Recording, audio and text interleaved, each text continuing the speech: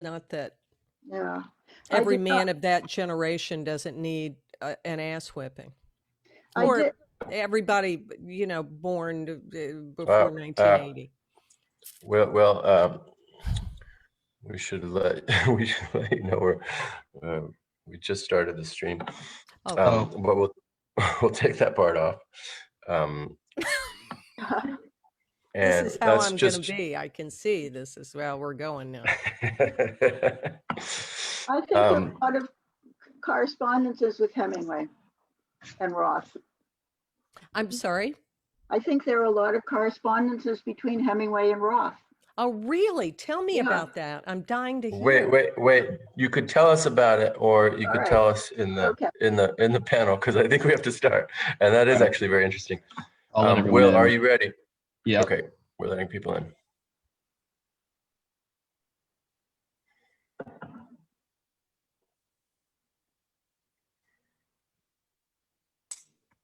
Joel, just tell me when you want me to take the slide down. Okay.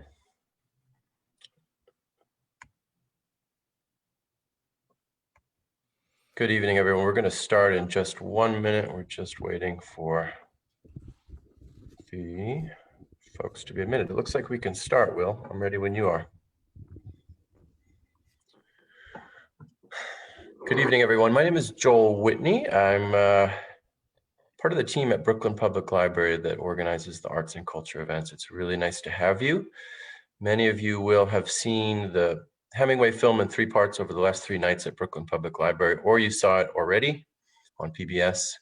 The great Ken Burns film made with his co-director Lynn Novick, who introduced it for us. She did a little 3-minute segment or so for each of the 3 parts, and a little interview we did with her earlier in the week. It was fun to talk with her about why Hemingway now. That's part of what we're going to be talking about tonight.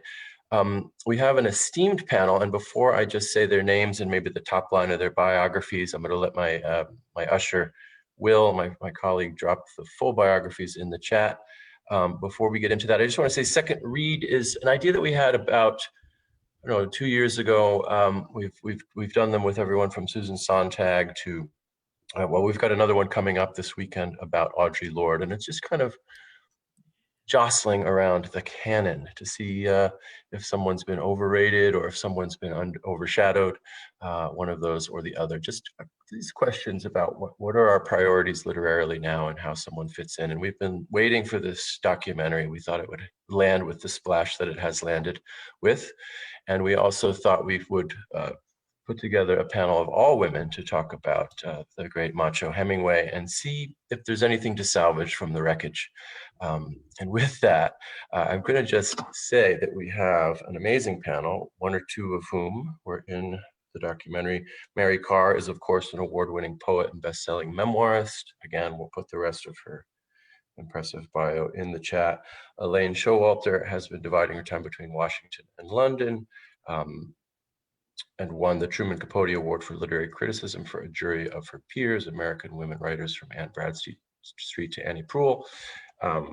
Michelle Stevenson, we're looking forward to a film that she's working on for hopefully a future incarnation of lit film, and has done amazing work in documentaries, including awards and fellowships and you name it. But we're also excited to talk to her about a petition and some concerns she raised with PBS around the film and around PBS's diversity. So we'll be talking to her about that. Rose Styron is a poet, journalist, and human rights activist who's written for the New York Review of Books, The Nation, The New Republic, and I think a founding member of Amnesty USA as well. Again, more in the bio. And finally, we'll be led today by our moderator, Elaine Westenfeld, who is an editor at Esquire, where she writes about books and culture, and recently did an interview with both of the co-directors of the film, as well as a piece on Hemingway's relationship with Esquire, which is sort of an interesting history. Now, I'm going to get out of the way. I just want to say this will be about 30 or 35 minutes. We may have time, we're hoping to have time to hear from some of you. Put your questions at about the half hour, 8:30ish. If you have some questions, 8:25. If we have time, we'll try to get to 1 or 2 or 3 or 4 of those. and ask the panelists those questions. But without any further ado, I just wanted to thank you so much for being here, and I'm going to turn it over to Adrienne. All right, thanks so much, Joel. Hi, everybody.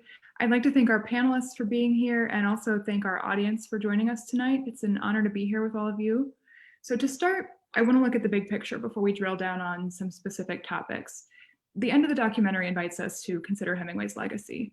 Why do we still read Hemingway all these decades later? What is it about his work, but perhaps also his life, that keeps speaking to us? Mm.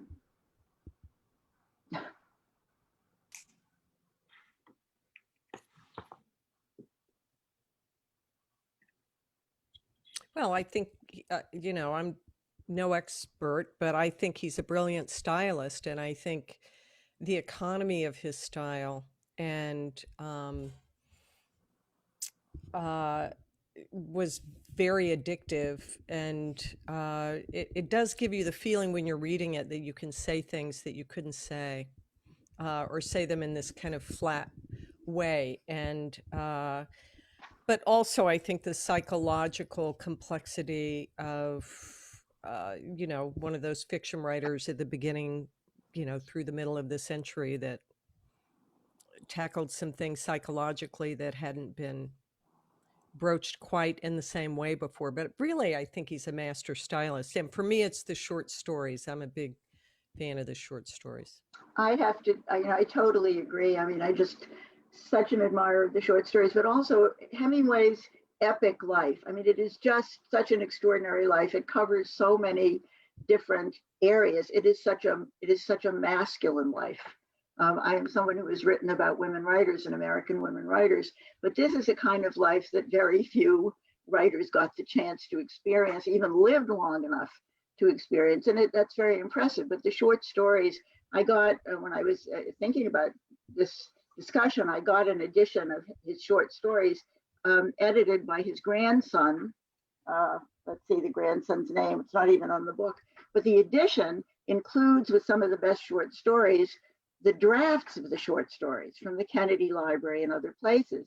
And it's so stunning for me to recognize, seeing them all together, that Hemingway knew exactly what he wanted to achieve in the short story. That's unique. I've never heard of any other writer who knew exactly what he wanted each sentence to accomplish and just moves draft from draft like a sculptor, cutting away everything that's wrong to get down to the shape that he knows is there. Well, I just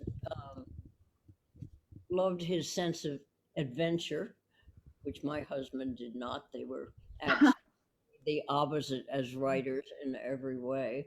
And I had read 4 or 5 of his novels before I even met my husband. And then because we were involved with the Paris Review, George Plimpton said he would arrange for us to get together. That never happened. But I reread George's interview with Hemingway, which in the Paris Review, 1958 spring volume, I think, and was just fascinated by the intimate view of the writer writing, standing up amid all his books and toys right by his bed in his Cuba house. And although I never met Hemingway, I did go to his house and looked through all his books, and down in the basement with the moldering letters, stacks and stacks of letters and papers, which eventually, due to Jackie Kennedy, came to the JFK library. And they're all there in beautiful array. Anyone who cares about Hemingway should go to the library and look at it. That's fascinating, Rose. Elaine, to your point about Hemingway having the ultimate masculine life, I think part of what's so revelatory about the third part of the documentary is how Hemingway shaped this narrative of himself as the ultimate man's man. But especially in part 3, we see Burns and Novick deconstruct that. We see in the Garden of Eden that he, in fact, had a rather forward-thinking sex life and a private interest in gender fluidity, which I think many people who come to Hemingway casually would be shocked to learn that. Mary, as you say in the film, the masculinity must have been so constricting. Something I love that Zelda Fitzgerald said was, "Nobody is as male as all that." She saw right through him. What does this popular characterization of Hemingway fundamentally misunderstand about who he really was? What about that seems untrue or incomplete to you? I mean, I think I've known about all that side of Hemingway for a long time, since the Gates of Eden came out and the sort of revelations. So I wasn't surprised by any of that and have always kind of factored it in. I thought the documentary was constructed from the very beginning, from part one, to give hints of that, of where we were heading, and to find some of the sources of it in his early life in Paris, complexities of that role and that persona. And it's very moving. I found part three tremendously moving, even though in some ways I have a lot of resistance to, I don't know, the dramatic ending, the ending with Kilimanjaro, and so the vision of Kilimanjaro, which is part of the mystique. But I thought it was beautiful, and I thought that when it's stripped away of some of the very simplistic ideology of the bullfight and the war and so on, there is something very magnificent about the struggle that he had. The poignancy of that combination of that really strapped on rather than gotten up for butch persona, with Yeah. combined with that stoicism and that American Puritanism that's so starved. I always think of his fiesta concept of life, which he wrote about right before he blew his head off with a shotgun. And I also think about John Cheever and someone asking him, "What did you learn from Hemingway?" And he said, "Not to blow your head off with a shotgun." Wow. And I didn't know about all the number of accidents that he had that affected his brain. And then when the depression set in, it was very interesting to me that it didn't set in much sooner. Right. Well, Hmm. and with alcohol, I mean, the problems with alcohol for a writer is it works at first. At first, it works great until it doesn't, right? And I remember Bill Styron saying, "Well, I have to give it up. Alcohol is no longer my friend." But that caused problems too. Yeah. Yeah. That his book about depression was amazing. Well, he knew a lot about it. And writing the book was extremely good for him. I think it saved him for another 15 years, having gotten it out, having thought about what it was, and then helping other people, um, assuring them that it could go away. And I just, in a way, wish that he had known Hemingway during his time of depression. Building on this question of who Hemingway claimed to be versus who he actually was, it's not just the matter of masculinity. Part three contrasts his story as he mythologized it with the factual telling of what truly happened to him. Burns and Novick are constantly debunking how Hemingway shaped the narrative of his life. One of the things I was most shocked to learn was how he inflated his war stories for a Yeah. price when he was Yeah. a young man. Yeah. Which of the myths that he crafted about himself were you most surprised to learn were not true? Well, he made it work for a long time. Yeah. Well, I mean, go ahead. I'm sorry, Elaine. I don't know. I think all of that mythologizing is really part of a certain literary identity and challenge. And I found in it so many areas that I think have influenced not maybe writers individually, but kind of our image of the shape of a literary career, which I think writers internalize as they're working. And I saw, because I've been thinking a lot about Philip Roth these past couple of weeks and past couple of months, how many similarities there were to Roth, the effort to control the image, the self-image, the depressions. I mean, Roth talks about, how important it was to be able to read Bill Styron's book, but he was hospitalized several times for depression. I mean, I think for a male writer in the 20th century, there seemed to be a tremendous weight of masculinity, virility, legend, adventure, which maybe Hemingway created and perfected and publicized, and then other writers felt they had to live up to. That's When it. when Roth was ill, the last 18 months of his life off and on, mostly with heart trouble, DeLillo and I used to go visit him.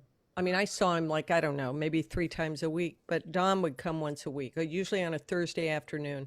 Sometimes we'd watch a baseball game. Sometimes we'd watch a Japanese movie. But the interesting thing was that DeLillo was so detached, beautifully, freely detached from managing his career or the marketplace or an awareness of the marketplace or that aspect of the work. And he was the freedom that lent him as an artist that, Yeah. Philip suffered, and obviously Hemingway, I think it must have driven him mad. Hmm. Yeah, it's an enormous burden to carry. And sort of the womanizing too, and kind of I kept thinking about Hemingway and looking at the documentary, kind of every book new woman, every few years new marriage, and kind of replacing the previous model, which is something that comes out very much in Roth's life as well. Kind of move on, new woman, new book. But it's also that's how that biographer, who I think was trying to prove a point to himself about himself, possibly when I look back on it. Mm-hmm. But yeah, I mean, did anybody besides me ever meet Martha Gellhorn? Anybody ever? I wish I had. I mean, I loved the Martha Gellhorn. I went to Bryn Mawr, and I was watching that, and I was thinking, I'm going to give a contribution to Bryn Mawr now in honor of Martha Gellhorn. What I certainly, as a Bryn Mawr student, would have wished to be, really didn't know about her. She was Rose. You met her too, right? Africa, and that was fun. She was at the Wow, you met her in Africa. She must. How was she with him? she was just a star in Africa. Mm-hmm. I met her very late in her life, and she was going blind, and she said, "I'm sorry, I can't see you very well." I said, "Oh, then I'm very beautiful." and she said, "You remind me of Ernest." But how was she with him in Africa? Because she was such a free soul and such a blazing comet when I met her, and she was 90. I mean, she was astonishing. Well, I didn't meet her with Hemingway, unfortunately. I met her only separately, in which case she was just exactly the way he described her. I kind of thought watching the episode, where she goes over to be at the D-Day landing and manages to get herself actually on one of the boats and lands in Normandy. And Hemingway at the last minute flies over, gets Colliers to give him a gig, and he doesn't get there, and he has the story. And at that point I thought, oh, Martha Gellhorn must have been furious. How could she stay with him after that?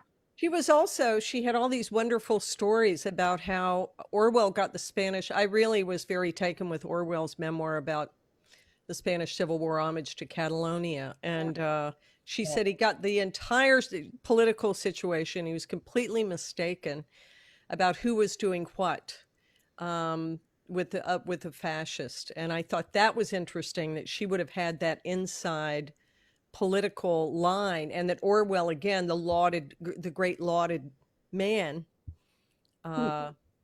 gets the story publicly in some ways. And Yeah. Mhm. Absolutely.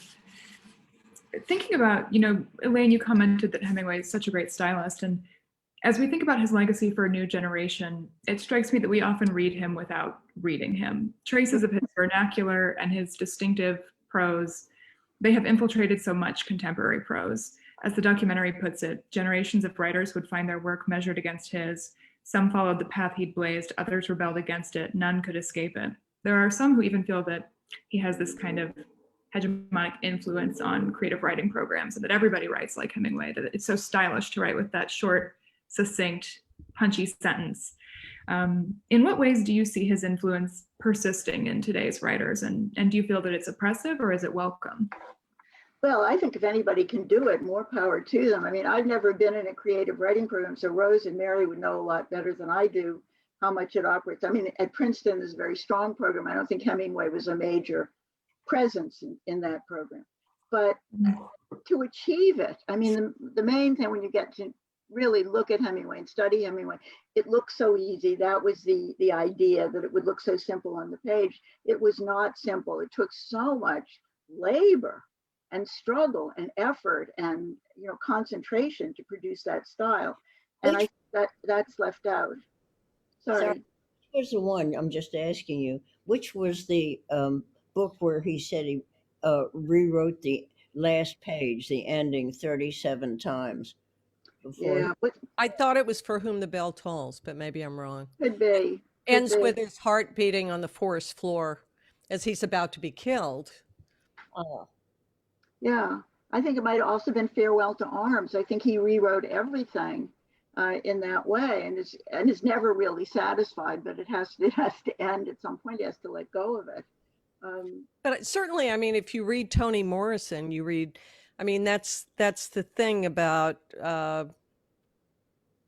lineage and literature and what we inherit inside a tradition, even if you're fighting to decolonize it, as I think Toni was. You're still, it is part of. There's a great line Philip Larkin had about Yeats. He said, it's an exclusive music, potent as garlic, and it's ruined many a better talent. And it's funny because in MFA programs right now, it's in no way fashionable. I think there's a lot of intellectual flourish, a lot of sort of postmodern structures, historical structures overlaid. There's more allegory. There's more, it's less terse. And I think in a good way, what's happening with literature now, and again, we can credit Toni Morrison a lot for this, is the welcoming of new voices and new, a broader range of feeling. Yeah. It's just like, I mean, I see California this way too, and I'm sure I'm wrong, but just the lack of the repressed suffering versus actual suffering. I mean, there's just to have a broader range of broader overt emotional range, because I think Hemingway was enormously suggestive. I don't mean to say that, but I'm sorry. Go ahead, Michelle. Well, just that being said, I'd love to see 6 hours on Toni Morrison. Yeah, me too. Wouldn't that be good? And that influence, It right? will come. Because- yeah. Yeah. Yeah, that leads me to something I wanted to ask you specifically, Michelle, but I'm sure everyone has an opinion on this as well.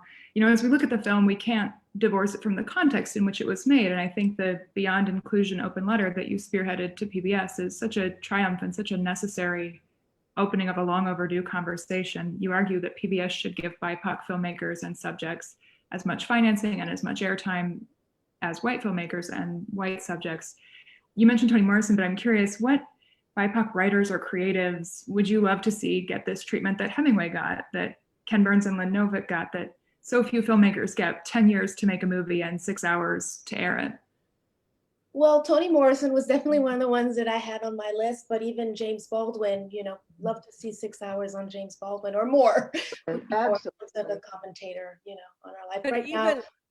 No, go ahead. Yeah. no, please, Michelle, you keep going. No. I was just saying, yeah. Even thinking about the hardship that went even to getting to I Am Not Your Negro made. It took 10 years to get, a feature film done in the PBS system, in the CPB system by Raoul Peck, or even Lorraine Hansberry.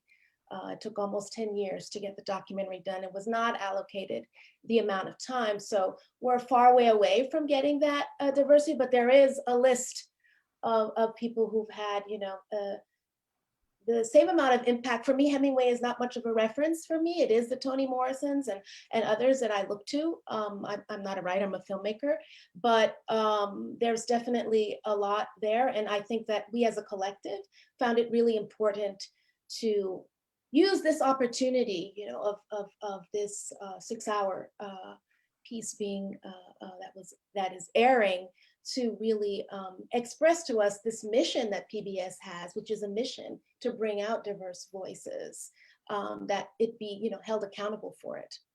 Well, even the language, you know, which is antique, you know, American masters. Yes. I mean, it's kind of Yeah. really, do we? It's kind of hardcore, you know. I mean, I'm sure they're rethinking these things even as we speak. You But, can't even say, these days, you can't even say masters about real estate. You no longer have a master bedroom, you know, all that language has to be changed. So I think PBS, you know, can think about it a little bit. I bet they are. You know what? I'll bet.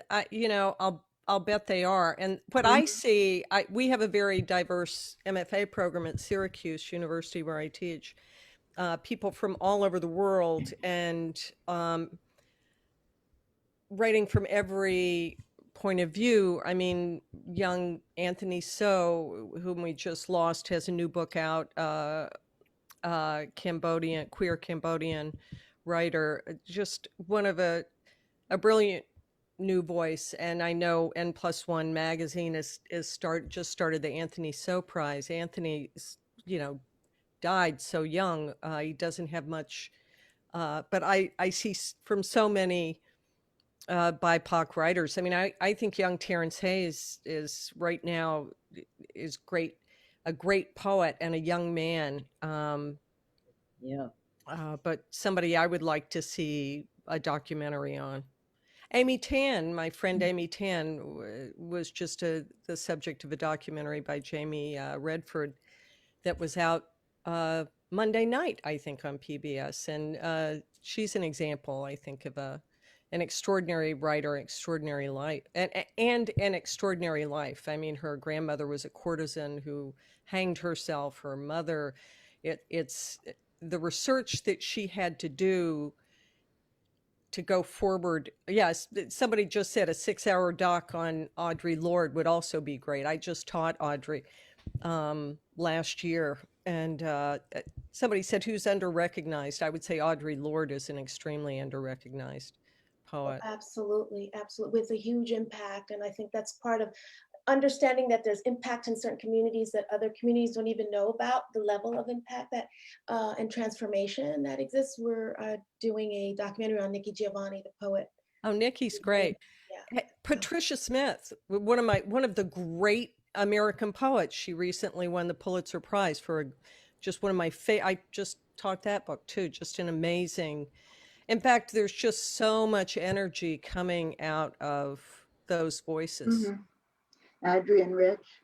And I thought about the documentary from the very beginning. Lynn Novak clearly had this intended, and it was wonderful, to present we said the feminine side, which is to simplify, but from the very beginning, I thought to present Hemingway to women readers, or to overcome maybe the supposed resistance that women readers would have to Hemingway, and especially in the first part of the documentary, where there were a lot of women, where they chose Mary Dearborn, who was one of the very few women biographers of Hemingway to speak, and Edna O'Brien, who went all the way through. And I myself thought, wonderful as Edna O'Brien is, I would rather have a separate thing on a woman than have sort of the woman's voice on Hemingway. I don't know, you're nodding, Mary, but I don't know if you agree with me. I mean, No, I agree with you. I mean, yeah, I mean,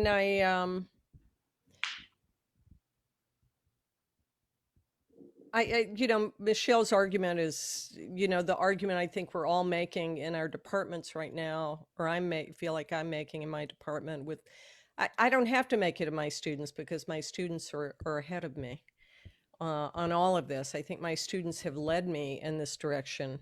Wanda Coleman is another poet of color, extremely neglected poet, and I think Terrence Hayes is actually largely responsible for bringing her into the public eye. But I don't want to stray from Hemingway. No, just want this notion of silencing the past and how the past is, how do we reinterpret the past? How do we reinterpret Hemingway within, a structure that was hierarchical, patriarchal against women and racist as well, and all of that, and that came out of that, and that influence, that there was internal tension around that. But how do we problematize that in a way, and give space to others who were coming up probably at the same time with that, but whose stories weren't told, or whose books weren't shown in the same way, whether it's the Zora Neale Hurston's or Harlem Renaissance, all of these and others were creative at the same time, and actually countering a lot of the things that he was sort of playing with in some ways in his stories. The Harlem Renaissance is a great example. I mean, it is absolutely at the right time, and it is a kind of a culture in which they were immersed, very much like Paris in the 20s. I think it would be a great counterexample. And obviously, you can't do everything at once. But one of the good things about it is that it raises those questions, certainly raised them for me. Or, where were the women writers at the time? And, so glad to see Martha Gellhorn when she showed up in part 2. This makes me think of the documentary about the Vietnam War and how that was 10 to 15 hours. And if you could give the Harlem Renaissance 10 to 15 hours, I mean, imagine what we could do at that amount of time on that subject. It would be tremendous. Yeah, what I remember, maybe I'm remembering this incorrectly, but I remember about the documentary in Vietnam, that what stunned me was that it was really divided between the Americans and the Vietnamese. And I felt like a whole universe was opened up to me about Vietnam. And I think here, if there were something of equal length that was sort of the context in terms of race and gender that was going on at the same time that Hemingway was developing. I also think, I think it has to be said that I think a lot of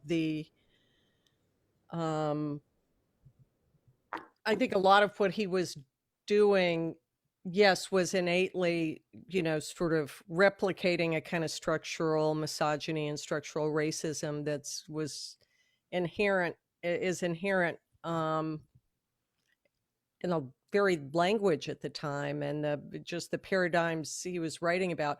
But I also think he was describing those problems as well. I think part of him was aware as an artist of describing these problems, not as aware as we might have liked. Let me just say that part. And that's the part I used to tell Roth. I just think all of you should be put on an island somewhere, and every time you say something stupid, a woman should just whap you with a rubber chicken, and you should just, we had a lot of arguments about this. Have arguments about how he treated women? I'm sorry? Did you have arguments with Philip about how he treated women? I met Philip so late in his life. He wasn't, oh, you mean on the page? Oh, absolutely. In life and on the page. Well, I didn't know him enough at that point. I only met him the last 5 years of his life. The thing that I found interesting, though, and odd, given his reputation, was that all the women who were at his deathbed, and they all came from all over the world to his 80th birthday. And but Judith, he asked both Judith Thurman and Hermione Lee to write his biography before Blake Bailey agreed. Judith said, "I don't want to deal with your shit," and Hermione was, I think, deep in the Tom Stoppard book. Yeah, there's a road not taken. If Roth had been willing to wait a little longer, it could have been Hermione Lee. You know what it is, Elaine? It's that Judith Thurman just wrote me the best note about this. She said it's like appointment at Samaria. Yeah, I actually wrote that to somebody, I think in the London Times, and I talked about exactly that. You find the thing that you're most trying to avoid, and it happens. he's trying to have himself represent. I remember him saying to me, you know, you're going to have to defend me when I'm dead. I said, Roth, you're indefensible. What am I going to do?